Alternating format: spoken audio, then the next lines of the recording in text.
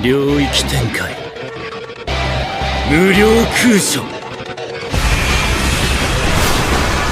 From overpowering battles to jaw-dropping animations, 2023 has brought us some of the most astounding showcases of power in anime, and it all starts with what happens when low-key characters push their limits and face off against formidable foes. From soloing an entire dragon to firing an atomic bomb all by themselves, stay with us as we count down the top 20 anime showcases of power in 2023. At number 20 on our list is one of the best slice-of-life anime with action better than most shonen series, Frieren, where Frieren and Fern defeat Qual.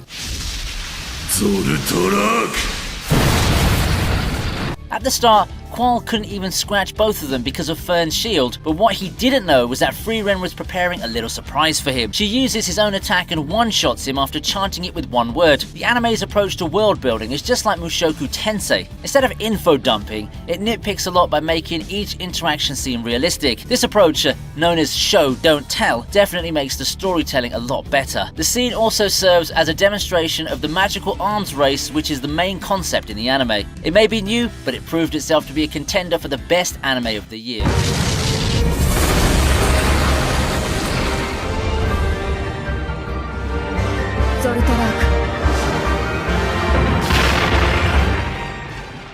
Next up is when the Black Knight makes the Queen his slave from Am I Actually the Strongest?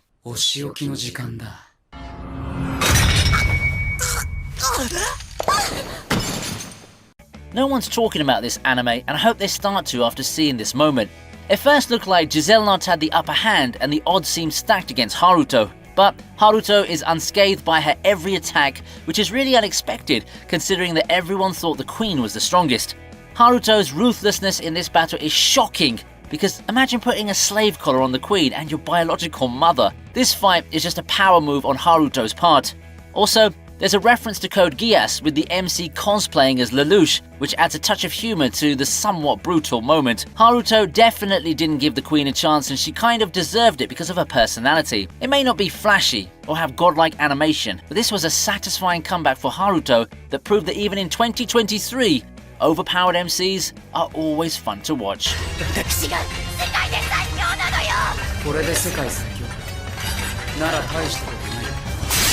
We've got a surprising entry from a manhwa where the hero's party slays Boromir Napolitan in a Returner's Magic Should Be special.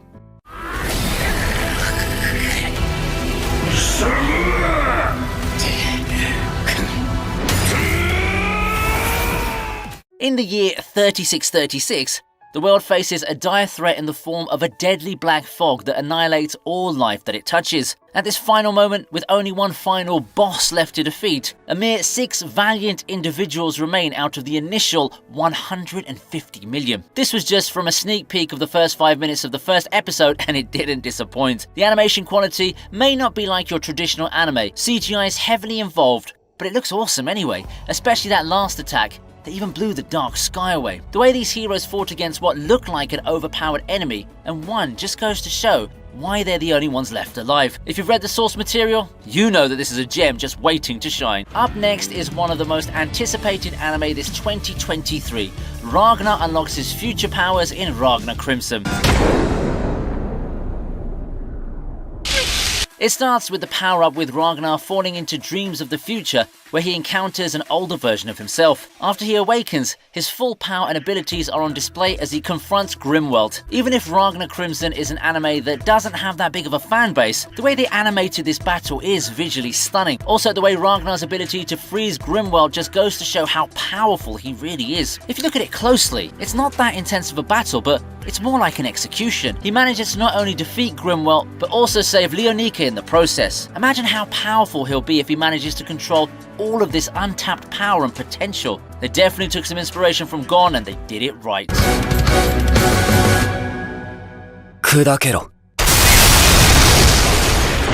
Now, at number 16, we have the moment when Oliver kills his teacher in Reign of the Seven Spellblades.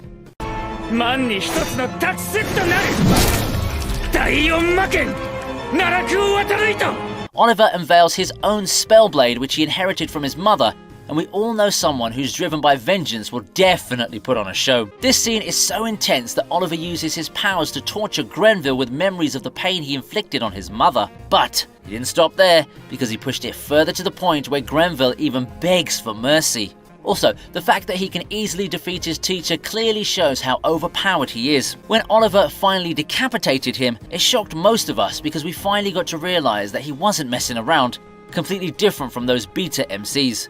However, this is just the beginning, since there's still a few people he needs to take out. One big highlight is Oliver's character development, where his transformation from a seemingly ordinary individual to a determined and ruthless Avenger is nothing short of a masterpiece.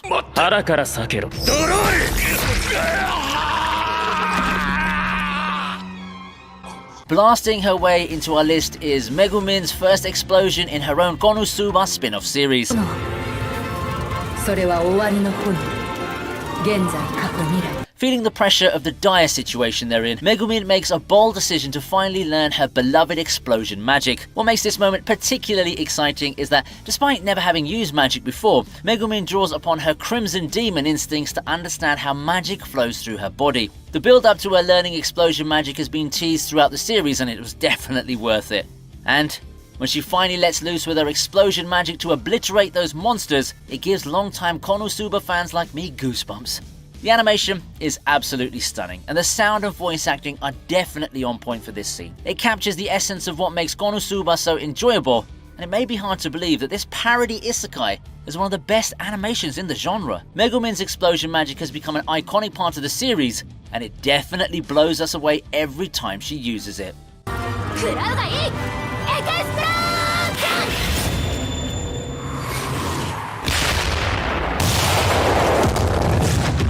While talking about animation, let's move on to the next entry. Muichiro destroys Gyoko in Demon Slayer. When the cloud-like Demon Slayer mark appeared on his face, we all knew it was over for Gyoko. Every time he unleashes his mist-breathing technique, especially the fifth form, Sea of Clouds and Haze, it's like watching a whirlwind of action. He's so fast and precise, Gyoko can barely keep up. It's like he's living a blur, and the way he slices apart Gyoko's tentacles with that technique is a visual spectacle that's just mind-blowing.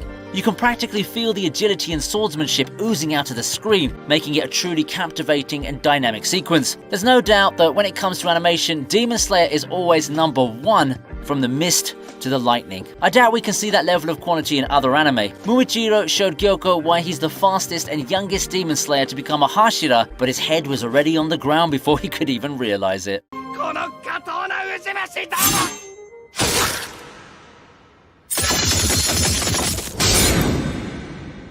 Next up is a Chinese anime, Blade of the Guardians, Daoma's introduction. 凭什么跟咱小子帮叫板？我问你。真是可惜了，还以为咱能交个朋友。 At this moment, Daoma takes the initiative by immediately attacking and pinning down the hand of the bandit leader. His swift maneuvers and precise attacks quickly tip the scales in his favor, putting the bandits on the losing side. The way they used the environment was one of a kind, making the scene feel more dynamic. But what makes Daoma's fighting style truly remarkable is his precision and brutal efficiency. His attacks are not only well executed, but very deadly, taking out every bandit one by one. The scene felt fluid and thrilling, and the choreography was on point. It showcases the potential and quality of Chinese 2D animation and how it's quickly catching up to Japanese anime. Daoma's battle against the bandits is undeniably satisfying. It's an exceptional showcase of power, precision, and bloody combat that left viewers with one hell of an impression.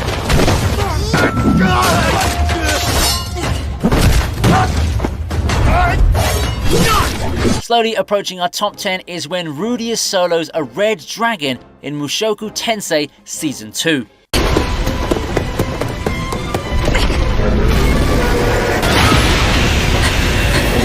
Rudeus spends 2 years adventuring with Soldat's stepped leader party, honing his skills and reputation. His journey culminates in an epic battle where he single-handedly takes on a red dragon. This one quick execution just shows us how powerful Rudeus has become as an adventurer. Rather than opting for flashy or wasteful spells, he chooses the most effective strategy to incapacitate the dragon. The final moments where he uses Quagmire to immobilize and ultimately defeat the dragon were just disrespectful and he even ended up dropping a huge stone pillar on its head. What makes this scene truly impressive is the animation and its ability to convey the scale and impact of both Rudeus' spells and the dragon itself. You can feel the power and intensity of the battle, making it immersive to the point that even the camera can't seem to keep up with their movements. It may have happened in less than a minute, but it was refreshing to see an MC finally use a practical approach rather than a grand and flashy display of power.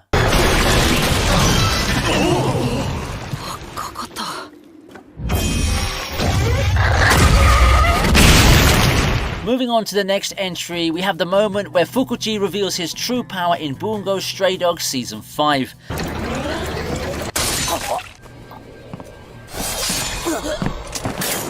The initial confrontation between Atsushi and Akutagawa against Fukuchi is one of desperation, as they find themselves outmatched by Fukuchi's formidable abilities. His ritual sword, Ameno Gozen, is revealed to be capable of compressing space and sending the blade to a different location up to 12 centimeters away. Imagine being in a fight where you wouldn't know where your enemy is and you can never anticipate where the sword will appear.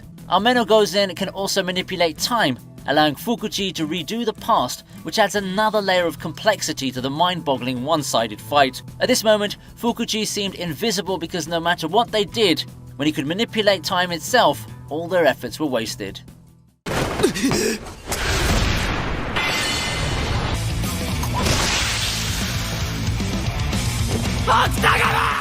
Entering our top 10, we have Baki vs Yujiro.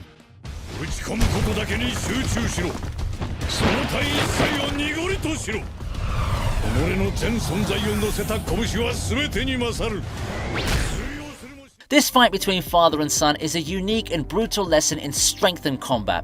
The most fascinating aspect of this scene is how it actually managed to capture the true essence of the series.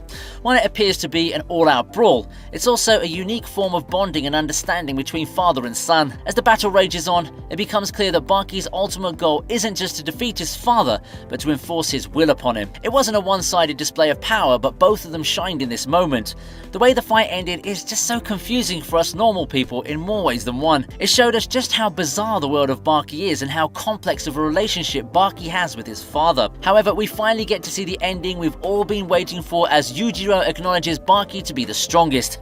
It's kind of heartwarming in a weird way. At number 9 is the magic revolution of the reincarnated princess, Arnis versus the dragon.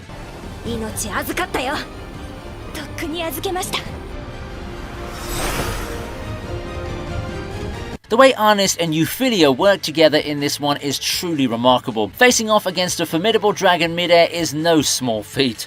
Although Arnis is armed with her magic gadgets, a dragon is no pushover, especially if it can shield itself from her attacks. After sending Arnis tumbling from the sky, fortunately for her, Euphilia comes to her rescue. Both of them combine their magic in order to pierce the barrier of the dragon, and it was nothing short of outstanding. Their coordination is on point, and they've certainly become one of the best duos in 2023. They showed us the true meaning of girl power, because even when Arnis was equipped with modern and powerful magical tools, she still couldn't defeat the dragon head on, which says that it was definitely strong to the point that it can obliterate a town with its fire breath.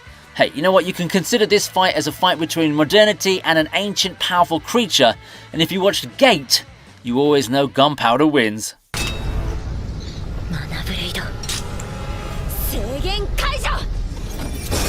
Punching his way into the list is Mash's entrance exam from Mashle, Magic and Muscles.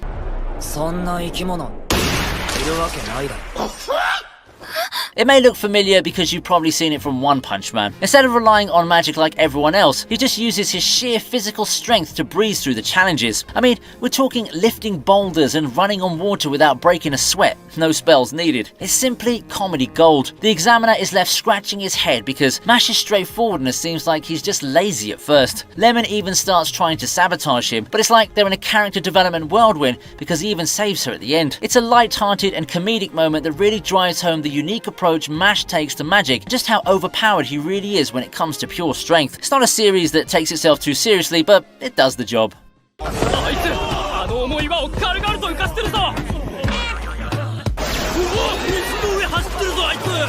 Moving on to number 7, we have the misfit of the Demon King Academy Season 2, Arnos kills Arvos.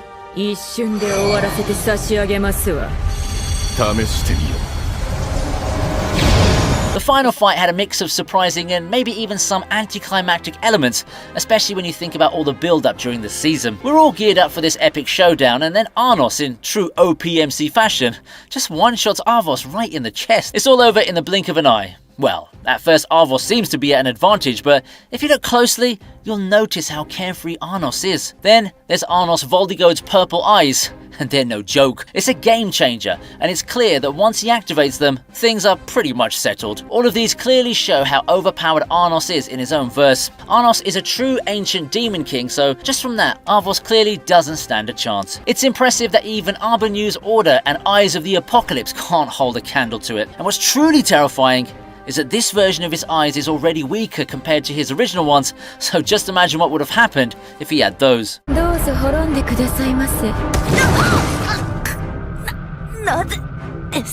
Now let's talk about one of the most thrilling one-on-ones in anime in 2023. The battle between Princia Funny Bunny and Mereoleona Vermilion in Black Clover.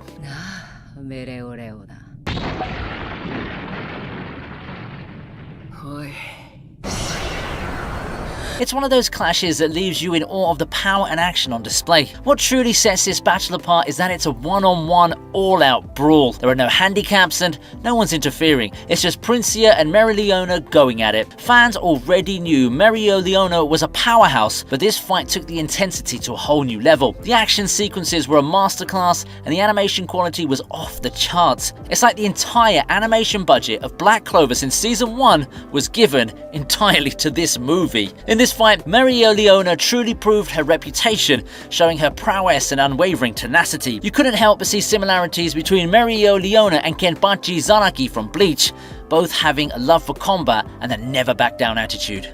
But Princia was no pushover because she was also a former wizard king, and her magic could make her single-handedly destroy entire kingdoms. Those two were going at it like there was nothing else going on in the world, and we enjoyed every second of it.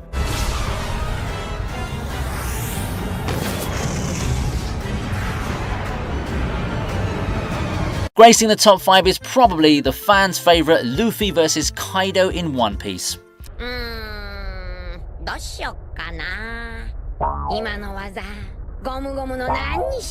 Luffy straight up used Looney Tunes to defeat Kaido. He did everything from entering his belly and then inflating himself to becoming a giant, grabbing lightning, turning Kaido into a jump rope, and even hitting him with a fist the size of Onigashima. It made it clear to everyone in One Piece that Luffy isn't to be underestimated. Gear 5 brought a whole new flavour to the series that we've never seen before in any other anime. Their battle was epic, with even different animators being involved in this one fight. This scene truly captures what Oda wants about One Piece, as well as the cultivation of all of Luffy's hardships. It's a fantastic blend of power and humour, and it's without a doubt one of the moments that will definitely itch in your mind. There's a reason why everyone watches One Piece, even though it has 1,000 plus episodes, and it's for moments like this. Next up on our list is when Gojo used his domain expansion in the Shibuya arc.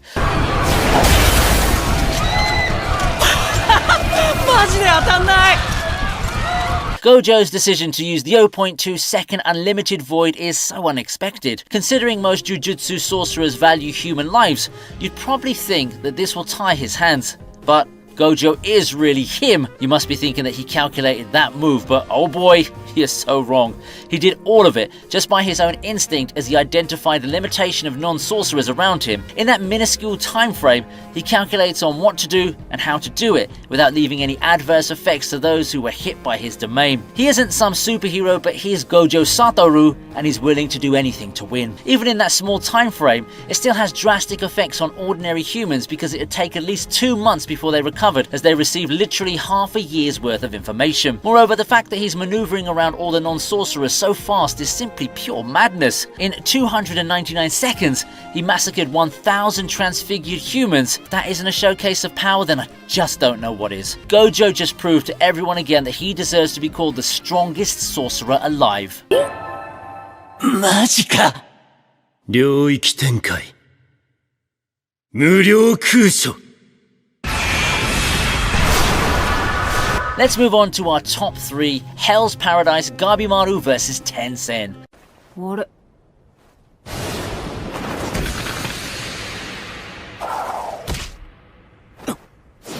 The battle between Gabimaru and Tencent is nothing short of intense. Tencent's regenerative abilities add an element of unpredictability to the fight, making it challenging for Gabimaru to gain the upper hand. What makes this truly exceptional is the clarity in the depiction of the action. The choreography and animation allow the audience to follow every step and defensive move with ease. Those exchanges seem to be like the most brutal hand-to-hand combat that you're ever gonna watch. They were holding their ground against each other despite all the punches, and they weren't even trying to dodge. Hands down to Gabimaru, where even if he already lost consciousness, his blows still managed to tear Tencent apart. Just like Yujiro and Baki, this was a complete back and forth where each side seemed to have the upper hand at some point or another. However, Gabimaru used everything he had left in his tank to win and show Tencent who the true monster was in the fight. Although Hell's Paradise did have some inconsistencies when it came to animation, this was one of the highlights of the entire series, and it's just the beginning. And we're finally bound to the top two with Shadow's I Am Atomic in Eminence in Shadow.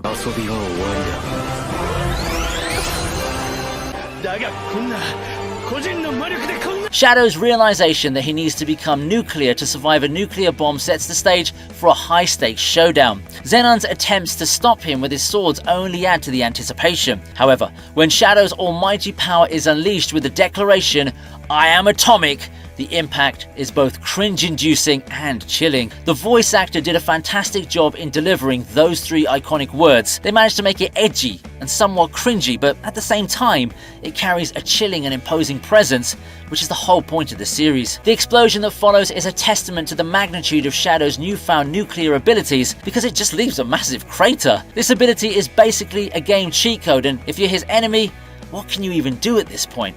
Facing against a nuclear blast is definitely suicide, and there's no way in hell you'll still be alive after tanking an attack like that. It's truly a world-shaking attack in his verse, and it makes you wonder how his enemies will counter this kind of attack. Everything else, like the music and animation, added up to make this one legendary moment. I am atomic.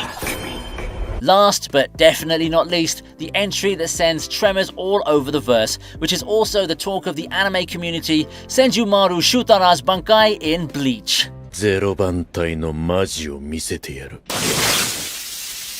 次回 In the Thousand-Year Blood War, there's no doubt that Yuha's royal guards are incredibly powerful, and who are the ones to face them? Well, it's Soul Society's strongest, Squad Zero. It's said that they're stronger than the entire Gotei 13. In a final bid to win against the Quincy's, they used their Bankai, but to prevent their immense spiritual pressure from destabilizing the universe, they broke the Blood Oath seal, sacrificed 3 members, and opened Senjumaru's full potential. When she activates her Bankai, she shook the world of the living, the Soul Society, and Hueco Mundo, which goes to show that they weren't kidding. This scene gave justice to Squad Zero since they were off-screened in the manga. This was only one Bankai, and it shook all 3 worlds, so what would happen if all 4 of them activated their Bankais at the same time? Senjumaru's Bankai was as beautiful as it was deadly. It was so strong that Yuha's royal guards were completely pinned down by it and were completely wiped out. The animation was godlike, and everybody was speechless because we didn't expect to see something like this. She single-handedly defeated the strongest enemy Soul Society has faced, and if it wasn't for Yuha, the Quincy's would have been annihilated. And there you have it, our top 20 anime showcases of power in 2023. Are there any amazing scenes that I missed? Share your thoughts in the comments below, and be sure to hit that like button if you enjoyed this countdown. Don't forget to subscribe for more exciting anime content, and I'll catch you in the next video.